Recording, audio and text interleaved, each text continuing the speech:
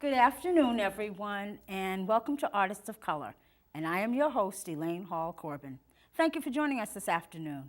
Today, my guest is Lawrence Martin Pierce, one of Boston's great artists, and also one of the founders, or the founder, of the Winter Group, the African Winter Group.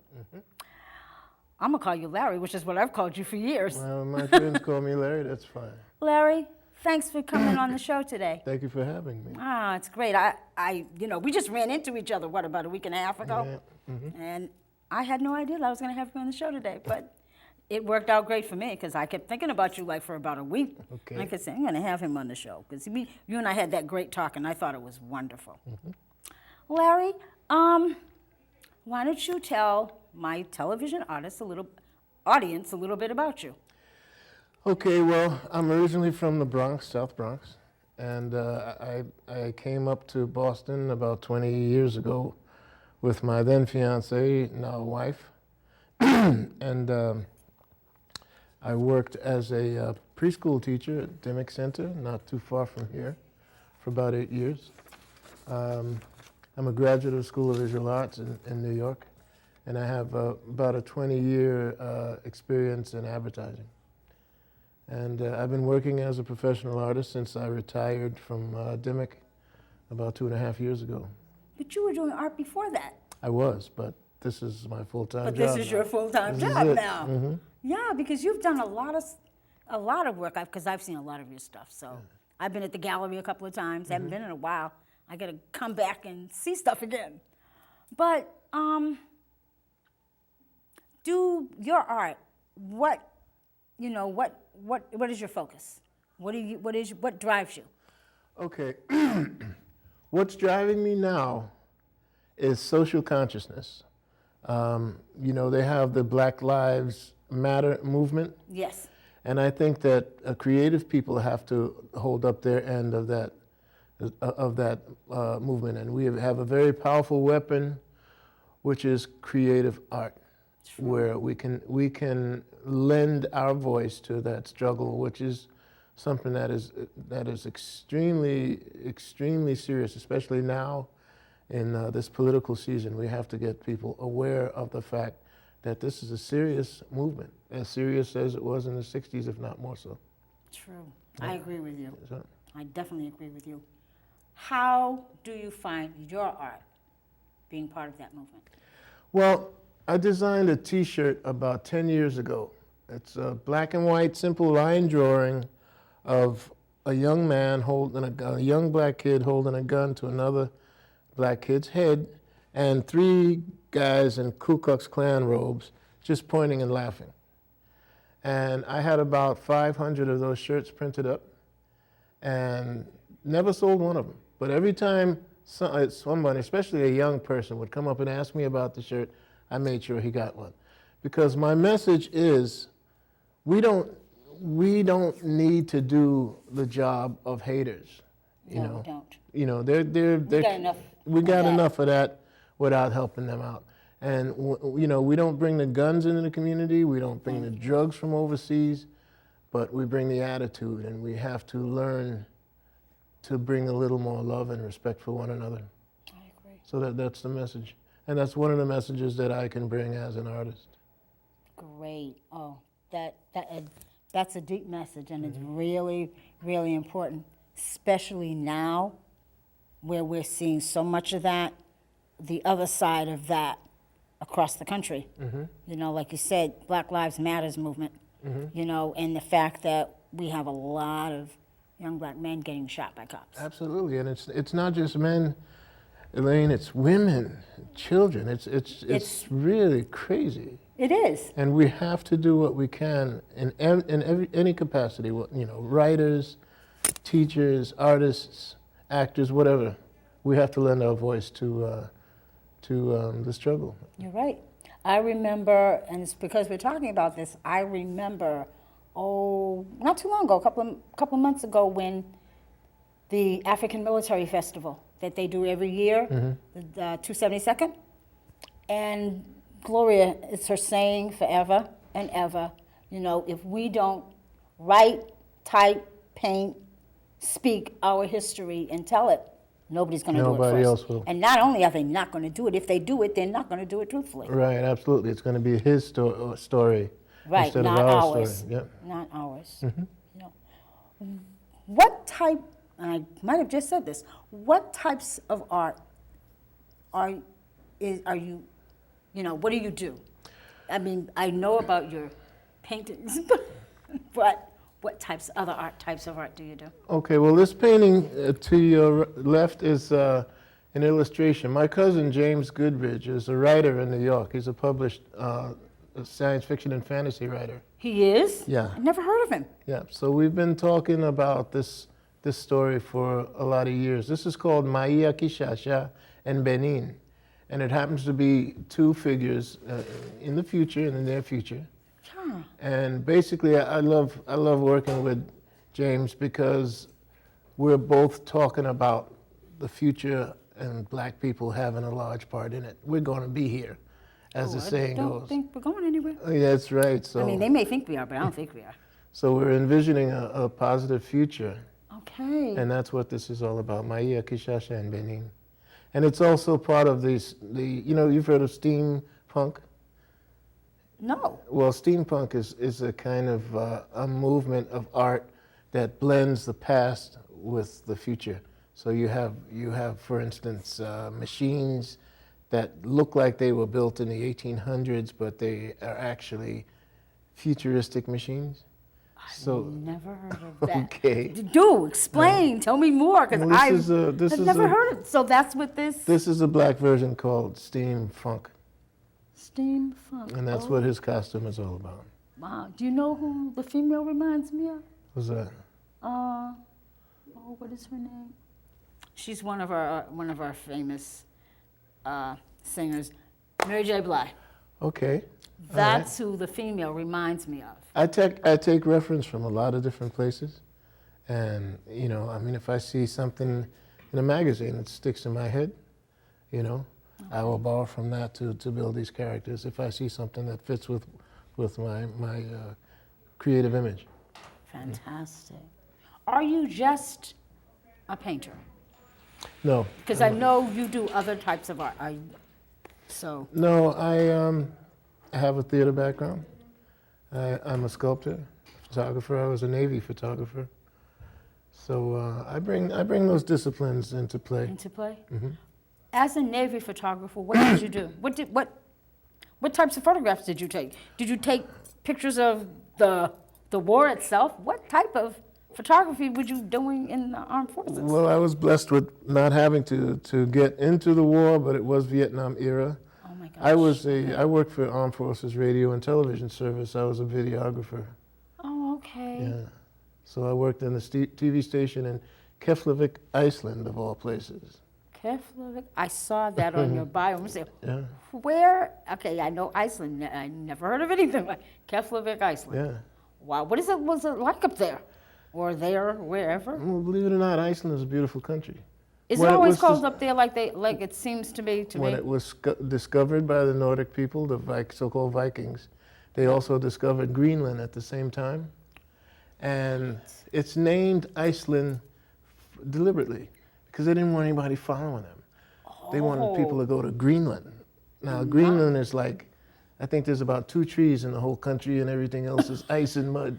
But they wanted you to go So to they Greenland. switched it around. Don't come to Iceland, go to Greenland. Because they're telling people it's warm in Greenland, but it's cold. Yeah. Oh my goodness, I never realized that. So actually Iceland it's warm there? It's not warm, but it's a beautiful country, and it's green, and it has these beautiful natural steam pools, in Reykjavik, which is the capital. Okay. And it's a gorgeous country. No, I've heard of that place. Yeah. Yeah, I've heard of that place. Yeah. So being a videographer and being a photographer, you took all that and put that all together in your art. Mm-hmm. And you also mentioned that you were a sculptor, Mm-hmm. that you're a sculptor. What types of sculpting have you done? Well, I'm working on a project now, hopefully, that we can We're talk about a little later, which is involving public art Right. It's a tribute to one of the masters of jazz piano, who's Yeah, Art Tatum. Tatum. Yeah, Absolutely. yeah. So I've been working with a friend of mine in New York, Jose Guzman, and what we've done is we've taken derelict pianos that are beyond repair, and we've given them a second existence. We build sculptures from these old pianos, and Oh. we've had shows in New York. Really? Yeah, absolutely. Oh my goodness. Yeah.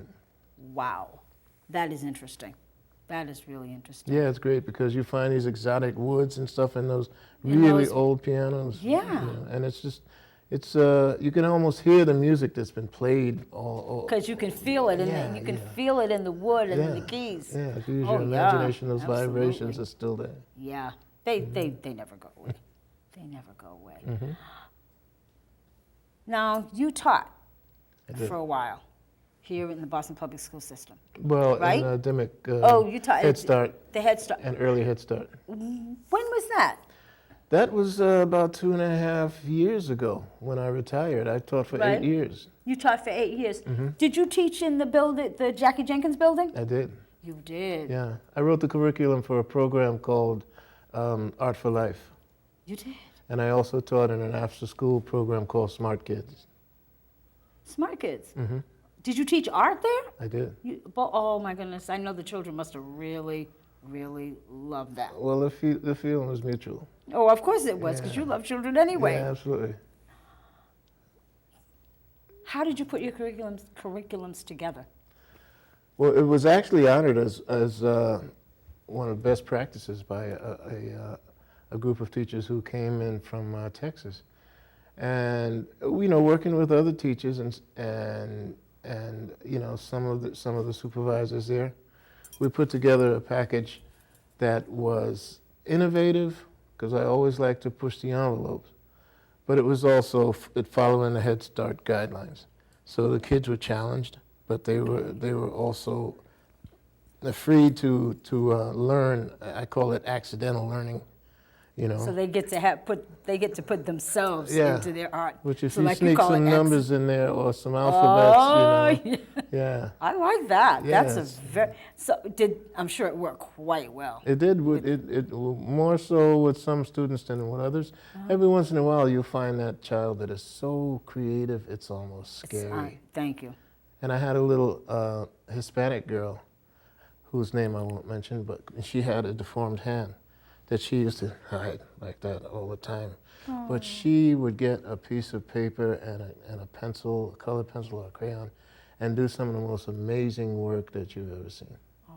Yeah, she was fantastic. Ooh, see, it's children. They have their own types of art within them. To me, Right, and it just has to be brought out. absolutely. And they're coming from pure expression. So Exactly. There's no influence. Yeah, Thank you. No influence. It's just Yeah. them. I had to unlearn a lot of stuff from college. All right. I'll But bet. kids don't have that burden. No, Yeah. they don't. They really don't. Hmm. How long have you been doing the African Winter Group?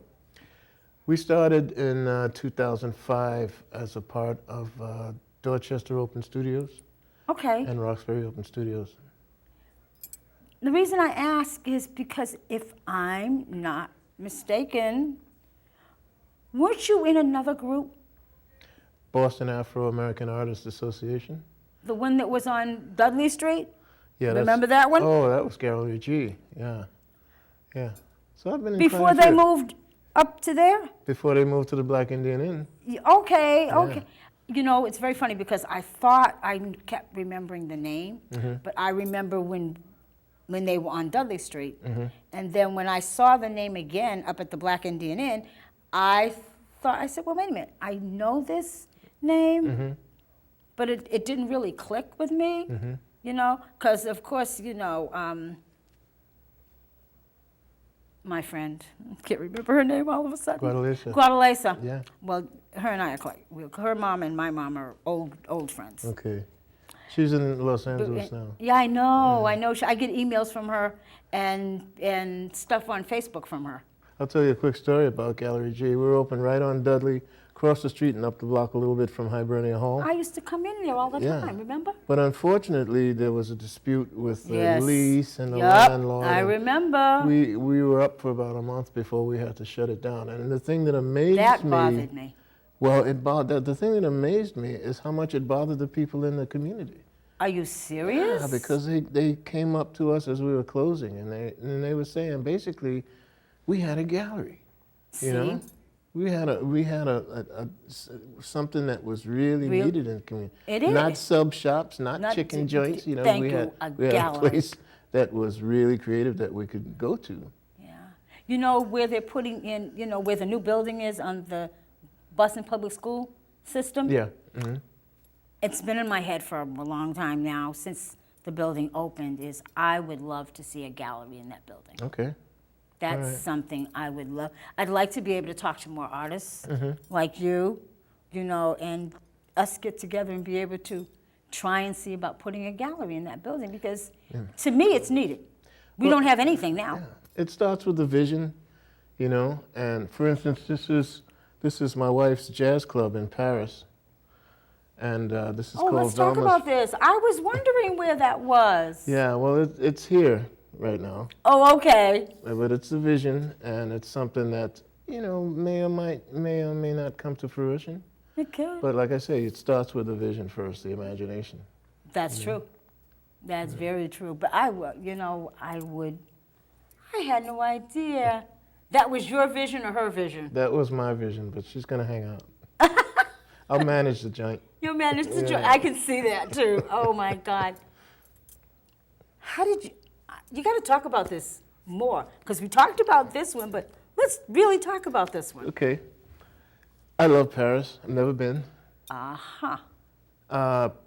know people like Leon Robinson, who's actually studied in Paris, Paul Goodnight.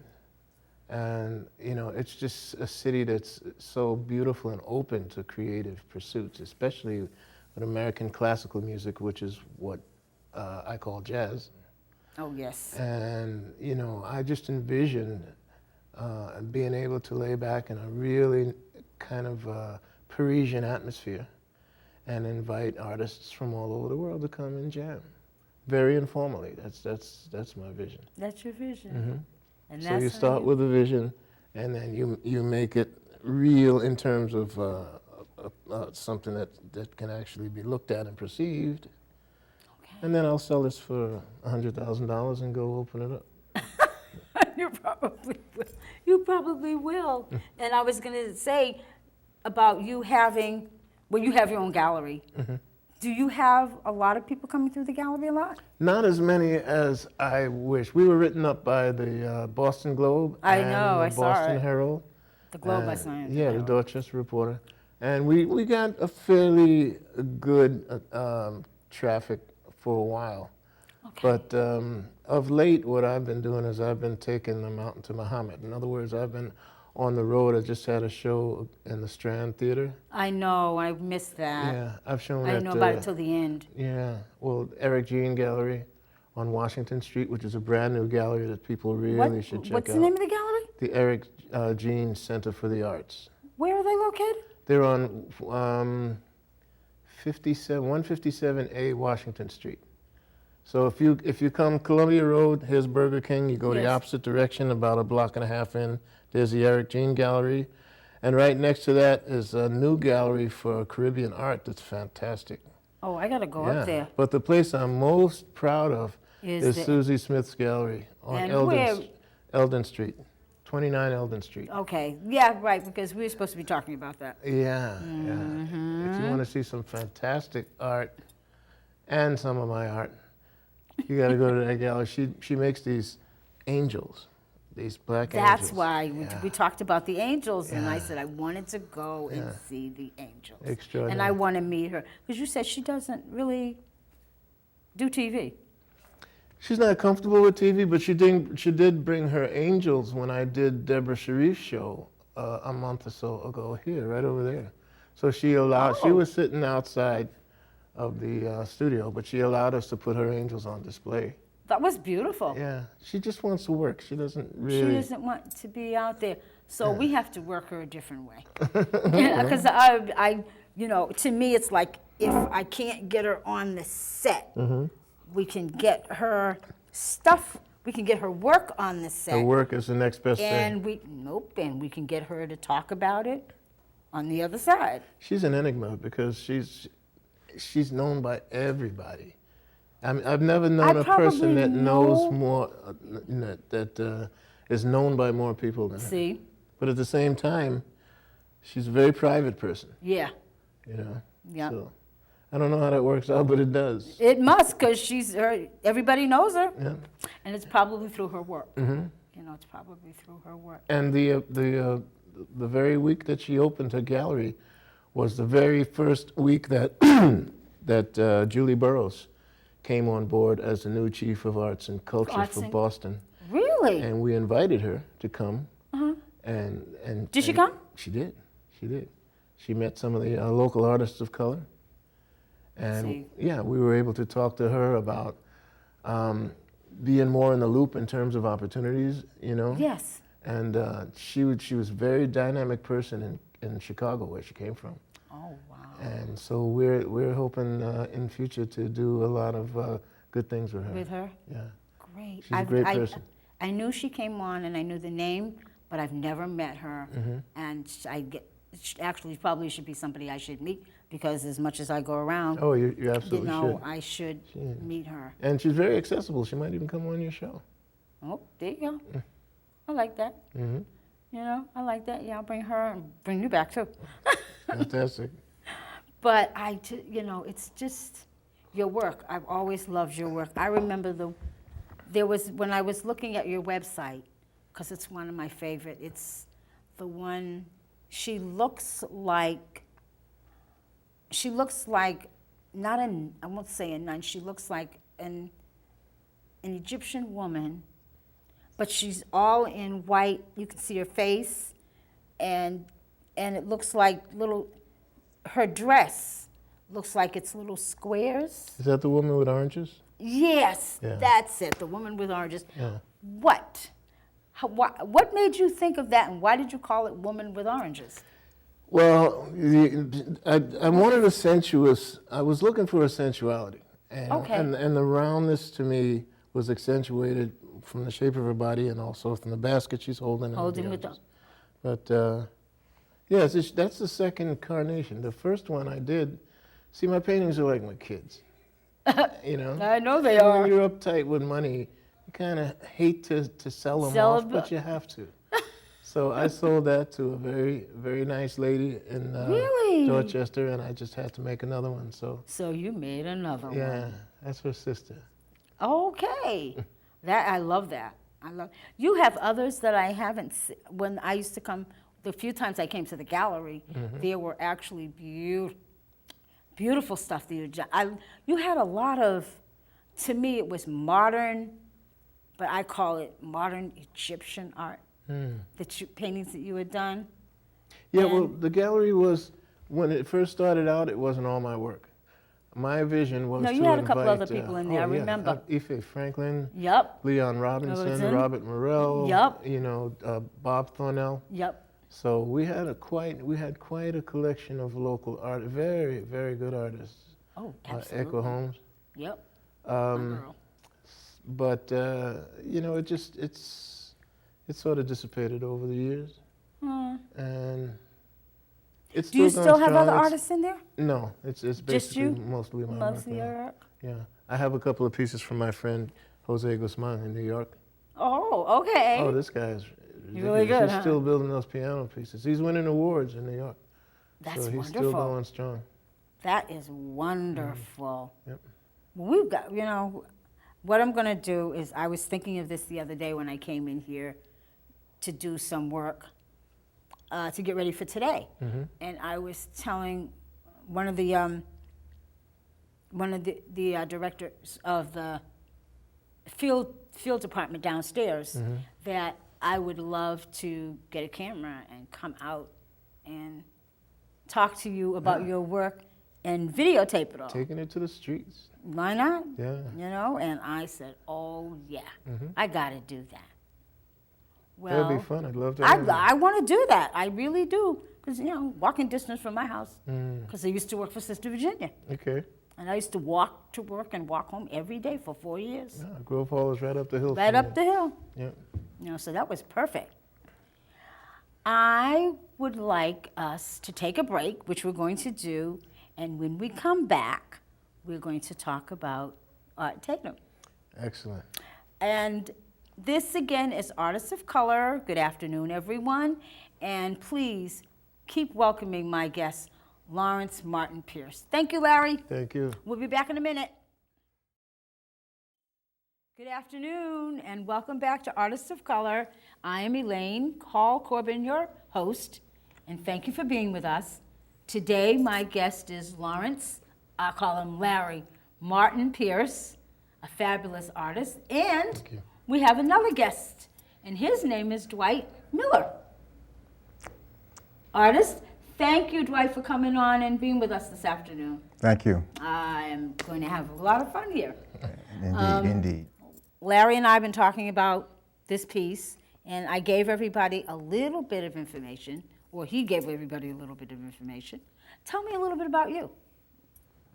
Well, I've been trying to help Larry and the artists of color in the community to establish ourselves and to devise new means and opportunities for them to get their art out into the community and to get the community to recognize the value of art of the artists of color. Okay. Traditionally, we don't have access, as you may know. Yeah. Our art is not displayed No. on Newberry Street. We're No, not it's not. sought out to go down on in the Fort Point Channel area. But our art is valuable, Oh, and it absolutely. ought to be valued. And we are seeking by this particular piece of art to present to the community this opportunity. Okay. If I So could- that's what you do. Yes, indeed. Oh, very good. Very good. So he's my expert on Art Tatum. Oh, And we did a lot of research on. tell me, how did this come to be an art piece? Interesting. Yeah, tell me. I would like my. Larry created this work of art, oh gosh, a dozen years ago. And he named it the Tatum Pole. The Tatum Pole. The Tatum Pole in honor Wow. of Art Tatum. But as we all know, Black history is lost, stolen, and strayed. And torn apart. we did a little research and found that Art Tatum is one of the greatest pianists who ever lived. People like Leonard Feather, the noted jazz critic, people like Leonard Bernstein, the renowned conductor, Doctor, yes. people like Vladimir Horowitz, the renowned pianist, classical A pianist, they all have declared that Art Tatum is the greatest pianist who ever lived. Now, how many young black people know that? When I we can tell you about how many. Maybe one. When we speak I'm about probably Art the second Tatum, one. when we speak about Art Tatum, what we're trying to do, and through this piece of sculpture, is to say to music aficionados, those who are aware of the history of music, and especially to young people who may not be aware. Those who may say, well, hip hop is not that kind of music, or rap music Rap today, music. you guys don't know what's going on. We don't need to study music. We don't They need to don't understand realize they music. do. Well, we think that through Art Tatum, we can assist and aid those youth to understand that the roots and the origins of rap music, of hip hop music, of R&B, of soul, of blues, of big band, of spirituals, or blues, all the way back, is rooted in musical notation. Musical notation lets us to understand and hear music. Now, the fascinating aspect of Art Tatum, who was a contemporary of Miles Davis, who was a contemporary of Monk, who was a contemporary of Bird, right? Who was a contemporary of Louis Armstrong. He was a fellow who was blind, almost blind from birth. I didn't know Art Tatum was blind. He had in his hands, in his fingers, a phenomenal gift. Largely self-taught. And as a result of that gift, he had the fastest Tatum ever known. Now, what is a Tatum? Yes. And that's That's why my next question. the What is reason a I am Tatum? here today, and I asked Larry if I could come and help him with this, is because we need to understand our history, our musical history. I Now, agree.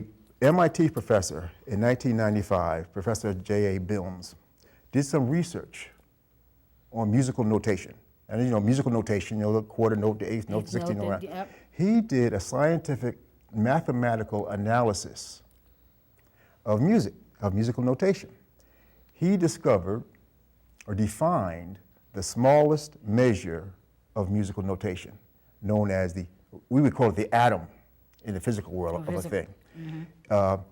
He found this smallest measure, which he calls the smallest measure of notational, of computorial notation. That's his phrase. But and simply put, is when you hear music, you hear a beat. Yes. Boop, to boop, to boop, to boop. Now, the smallest measure of that beat is what J.A. Bilms named after Art Tatum. He named it Wow. Tatum. So the phrase Tatum, the term Tatum is in the scientific explanation Okay. of music. Now, because Bilms came up with this label of Tatum, doesn't take away from the fact that the Tatum existed before him. Him. It existed before Tatum.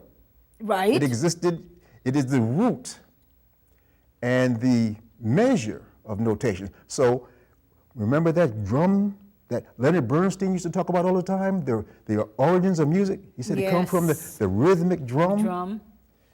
I That remember. some person hundreds of years ago in Africa was Okay. beating a drum, Yes. and he was beating out through Tatum.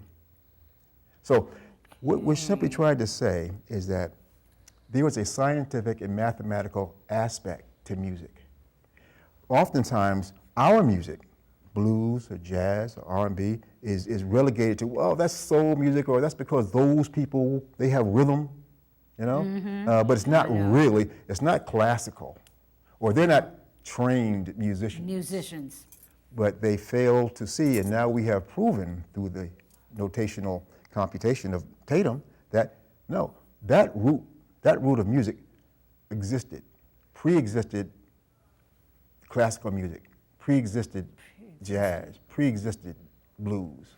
It is the actual So root. that is actually root the of birth. music. That's what I would say. That's the baby. Yes, exactly. And to bring it around to the here and now, basically we have public art in Roxbury, Dorchester.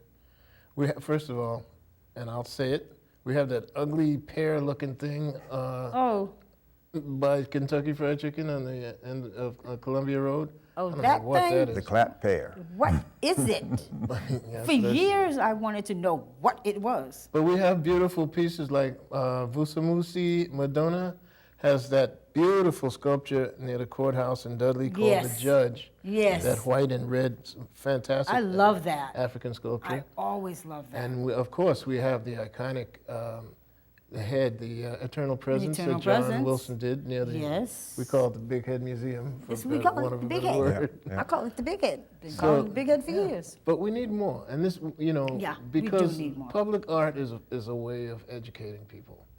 Okay, and this man was so important in not only jazz but in music. Music. It's When he played in a club, people like Count Basie, Duke Ellington, Louis Armstrong, they Armstrong. refused to play. because they knew. If this guy is in the room, No, sorry. Fats we Waller. don't need to. We don't need to play. Yeah. Fats Waller came into a club one night when Art Tatum was playing, and he said, well, God is in the house. I'm not going to Well, play. you know, the man was right. all right, To segue to the sculpture, we believe that this sculpture makes a powerful statement. It does to me because because I'm saying it pulls together all these different and disparate notions of musicality and brings them into a harmony. Because just as you look at pieces and bits of a piano, you say, well, what is that? That's just an old piano that doesn't work. But when it's brought together, it creates a cascade of music, a symphony of music. So the next step is funding. Have you started that? Well, we have started, and we're looking for support. Not only monetary support, but we're looking for support in terms of existing jazz musicians, Herbie Hancock, McCoy Tyner, you know, who all know the name of Art Tatum. If they don't, they're in trouble. So I envision this as an 11-foot high public artwork made with marble and with wood and steel. Okay, marble, wood, and steel. Yes. And where do you have a vision of where you would like to see it? That's the $64,000 I question. knew it was coming. All right. The $64,000 question. There are a couple of really good candidates as far as I'm concerned. There's the Black Student Union on Northeastern, which is a gorgeous building. It's brand new, Yes. designed by a black architect, prominent black architect. There's also the Berkeley College of Music, Okay. and there's Symphony Hall in that area too. But there's also areas in Dorchester and Roxbury, thank you. that I think that a piece like this would be greatly Thank you very appreciated. much. Do you have any, give me an idea. Where would you like to see it if it were in Roxbury? per I se. personally, believe it or not, they have that empty pedestal right in front of the old Crawford Library. Oh, yes, that would be perfect. Yeah, it's there. That would be perfect. It's there. Put something Put here. something there, because Yeah. there's never been anything there. Right. Well, it was, I think. was? This Did is I miss before it? my time. And from what I understand, it was a controversial Oh, well, it must have been sculpture. before mine too, because Yeah. I never saw it. Yeah, so, but I think a piece like this would definitely be perfect. appreciated. One of the things that our group has been talking about is, in our conversation with Julie Barrows, is about how can our community Be your support. get greater support. One of the things that we talked about is establishing an annual arts festival in our community, which we do not have. No, we don't. In Roxbury. And We have also Roxbury thought- Open Studios, that's it. Yeah. So, and we also thought that perhaps there's a space, perhaps near the Mecca in Grove Hall, where we could have a park that would house the artists, almost like a farmer's market or farmers and artist market. And that would be a wonderful place to have some public art. That'd be across from the new library, of course. Remember where they had the white tent and they played midnight Now, basketball? what's going on with that? Is there nothing in Absolutely there? nothing. It's Then just why an can't it go eyesore. there? Well, we have inquired and have asked the city to Have you work asked, with so us. you've Yes. inquired about it? Yes, And what we has have. the city told you? Well, Julie Burrows is aware of it. Okay. And is willing to work with us. Oh, wonderful, we're keeping our wonderful. fingers I would crossed like in that to area. be, I'd love to be, We're really trying informed again about to that. generate interest in the artist community yes, in our neighborhood. absolutely. And by saying that Absolutely. we want to have some representational art and some monumental Mental art art. in our community where people can come to the Grove Hall neighborhood and say, oh, this is a wonderful place Thank you. for us to be and to share. And believe it or not, the anecdote I told you about Gallery G, Yes, the interest is already there. You know, there's a craving for creative aspects in the community. You know, so it's already there. That hunger is already there. oh, wonderful, wonderful, wonderful. Just give the people what Have, when you talk about the fact that the hunger is there already, and have you, because this would be interesting to know, have you done a survey of the community itself as a whole? Because you got to remember, I find it this. Now that I've lived up in here again for the past 8 years, I know that the Seaver Street area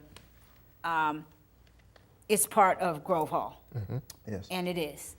But I am not sure whether people in the community, in my area of the community, know as much about, the art scene in the community. And I was just wondering if you had thought about or done a survey. I mean, it's not a survey where you would have to have somebody walking around. I mean, you could Yeah. put together something and drop it in people's mailboxes. Well, one of the I things did that that we, once. It's a very good idea. one of the things we identified with Julia Barrows is saying, look, in different areas of our city, they have art and culture districts. Yes, they do. We don't have one in ours. No, we don't. So we have asked her to Okay. support us in several ways. One, by allowing the artists of color to get on the city's website, Yes. by asking that, we have an annual arts festival in our community. I would love to see that. Oh, I'd be there every year. Yeah. And asking that the city would help us to identify Fine. means and opportunities so that when tourists come to Boston, they can Thank say, you. well, I want to see some art in the community. Of color. And they feel good about that. Yeah. You know? So we're seeking to build upon that. And we hope that the Tatum Pole will be one means Would to be a do catalyst for that. that. It'll be a catalyst. And also because, again, we are talking about a scientific analysis in addition to the To see- spiritual analysis. Just listening to you earlier and talking about the scientific analysis piece was like, huh? Real? I mean, I'm a jazz fan. I also sing. Oh. Yeah. Shh. But to get that scientific piece and to hear that was something I never knew, and I was trained, as a jazz artist from when I was a little girl. But that scientific piece was very new to me, Yes, yes, And then to find out about the Tatum, yes. I said, Indeed. okay, we need to talk more about this. When you put this together, actually, I really want to know. I'm going to take a little bit and tell me, how did you do this? Well, How did you? this piece is about 15 years old, and it comes Did it from. take you 15 years to do it? No, but the idea is about 15 years old. Okay. And it's given second life to like a derelict instrument. Yes. So that's what Gus and I pretty much, we had a show in New York called The Grand Piano. And it was a very successful show at Billy Scher's Gallery on Bruckner Boulevard. And we almost sold out. Wow. Yeah, so that was the first time for me, but people were really interested in some of the forms that we came up with, It is so, I don't know what to say. I mean, it's nothing I've ever seen anything Yeah, like it, Exactly. And this would actually be a phenomenal piece of sculpture to have within the community. And when we talked about that space right there where the old Grove Hall Library used to be, that would be perfect. Yes. And then talking about the area across from the new library, that space as far as having an arts festival, Yes. that, We were that talking. brings a lot of stuff together. Yeah, absolutely. We were talking about giving that year-round usage as well. That, You know. and making it a gallery. Yeah, making it a gallery, having a farmers market, festival, flea market, whatever in the Whatever. summer. But in the winter months, making the gallery, making it just a creative space, theater, Yeah. whatever. We'll talk about that later. I had a thought, and I figured, I'll leave that Well, come on with it. alone. No. Yeah, but there's so many ideas and Well, notions that people have. That's true, so many. know? The reason my thought was this. You do know of the Grove Hall Neighborhood Development Corporation. Of course. Have you talked to Sister Virginia? Not specifically, but that's only because we're just getting ourselves really organized to say, how are we going to march Approach forward in this campaign to promote the arts in our community? Yeah. Yeah. But obviously we feel that Grove Hall is the heart of the community. Yes, it is. And I she's worked made for her she's for much, 4 years. yeah, she's made such a contribution over many, many years. Almost 30. Yes, indeed. She's a grand lady. Yes, indeed. Yep. I would like to be in on that conversation. Well, For you to have that conversation with her. yes. Because I would, I was her community organizer for 4 years. Oh, really? I walked up and down Grove Hall. I walked from the beginning of Grove Hall all the way down to Dudley and Blue Hill Avenue, talking to different businesses. Yeah, I miss her. No, Yes, I do. indeed. I miss her. So in a nutshell, what we're saying here today Please is that tell me. not only do black lives matter, but black Black art art matters matters. as well. Yes, it does. Yes. And black education matters. And we're trying to encompass all of that into one package to present to these young kids. It's an educational piece. Yeah. It's an education. Yeah. And it's an education, to me, I would think such an education to young people would make them look at themselves in a different light, especially. I know we have our issues with our young black girls, Oh, but indeed. our young men, you know, I mean, for them to be able to see themselves in a different light, I think would bring a totally Yes. different Indeed. empowerment to them. Again, like quickly, Sure. one of the things that we also talk with Julie Barrows about is the fact that our schools don't teach art No, anymore. I You know, if you go to know. the Burke or the Timms or any of Any of there's them, no, they there's don't no teach- art classes. Where is So the have art? where can young men and young women go to learn about art? How can they learn? Who's going to mentor them Them if in the people forum. like Larry don't? So in other Thank words, you. instead of STEM, it should be STEAM. Okay? Yes. Yeah. That's- You have to stick that A in there for Yep. arts. Yep. Because that's something that's sorely missing and it's vitally important. Yes. It is vitally important. Because as you were saying earlier, before we brought Dwight on, remember that piece about, it said that teaching the little ones art and then sticking, you know, a letter in there and Yeah, having for sure. them, Yeah. see, that was phenomenal. I really said, okay. And they would become, to me, they would have so much more education in their minds. It's education, but it's also self-esteem. There you go, So, self-esteem so part. all of our kids That's most are not important. going to go to college, That's true. right? So some of them say, well, I'm not going to college, so I'm going to be a rapper, or I'm going to do something differently. Right. But they do not understand that they need to have the education, they need to have the In order- background, they need to have the support and the encouragement of this village. So Thank as you, we the raise all village of that our raised the children. Yes, That's true. indeed. That is very true. It's like, oh, I love this. I can't wait. I can almost picture this being a huge, I mean, I can imagine it being a huge piece. I have a drawing I should have brought to scale to show you what it Yeah. would look like at 11 feet high. But this is going to happen before the jazz club in Paris. Oh, well, I hope so. That's where It has Dwight's to. a pretty We can't determined fellow, We and can't so do am I. Paris before we do this.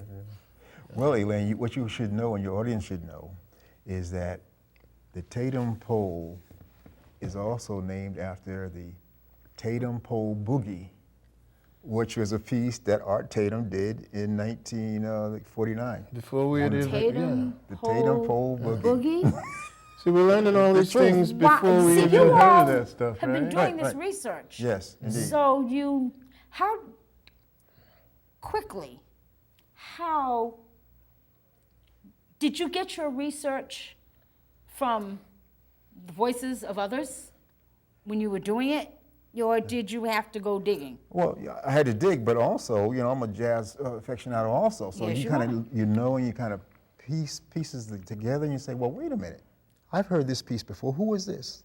And then when you finally try to recognize who were the supporters, who encouraged, who were the mentors of Miles Davis, who was the mentor of Monk, and you Right. find out it was this guy named Art Tatum. Tatum. Unfortunately, he died very young. He died in the mid-50s. Oh, He was only in Yeah. his 40s. And his mentor was Fats Waller. Yeah, if that's what it is. Wow.